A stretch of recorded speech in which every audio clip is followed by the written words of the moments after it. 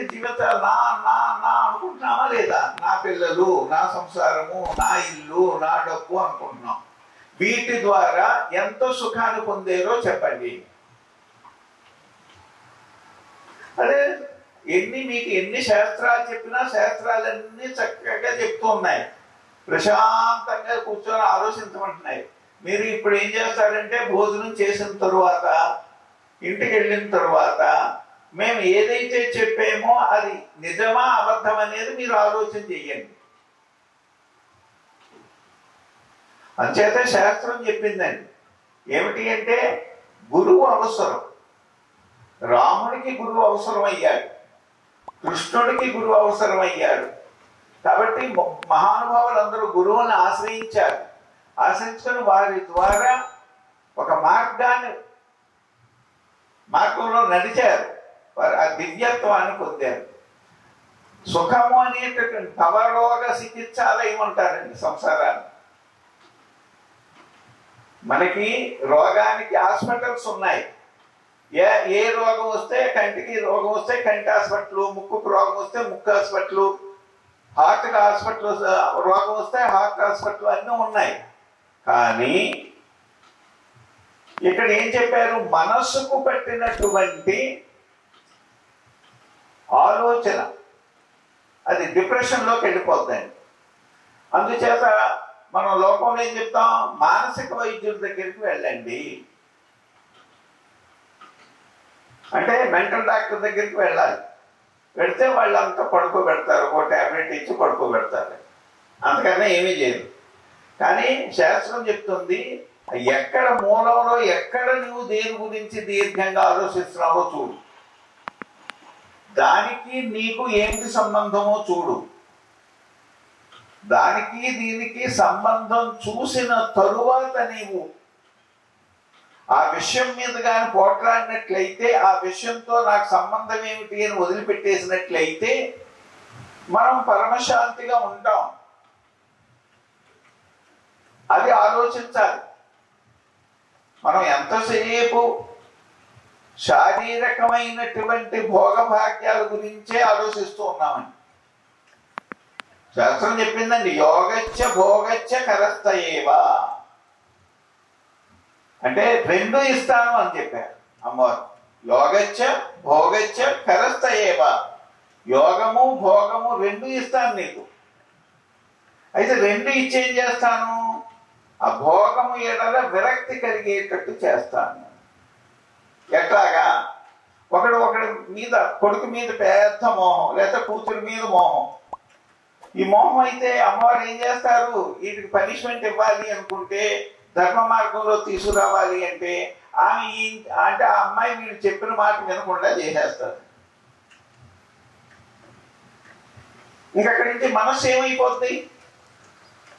ఇప్పటి వరకు పెట్టుకున్నటువంటి భావన. అందుచేతే శాస్త్రం ఎప్పుడూ చెప్పిందండి, బిడ్డను కనుగాని బిడ్డ మీద మమకారాన్ని పెట్టుకోవద్దు.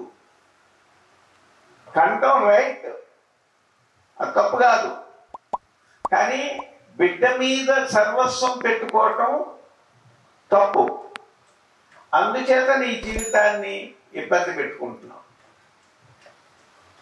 లలిత సహస్రనామాలు ఉంటుందండి, చక్కగా ఉంటుందండి. వసిన్యాసవర్దేవతలు అడిగారమ్మా, ఆ బ్రహ్మ కీట జనని, పురుగు మొదలు బ్రహ్మ వరకు కూడా మీరు పిల్లల్ని కనేశారు, ఎంత సృష్టి చేసేశారు, ఎంత బాధలు పడుతూ ఉంటే మీకు ఏం కనికరం కలగదా?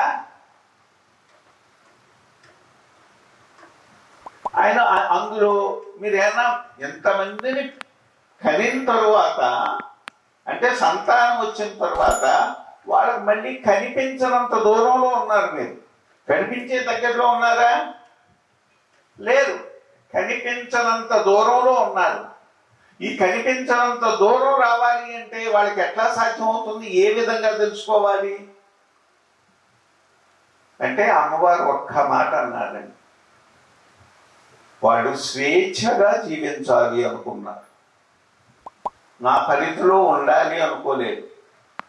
వాడు కొంచెం హ్యాపీగా ఉండాలి అనుకున్నారు.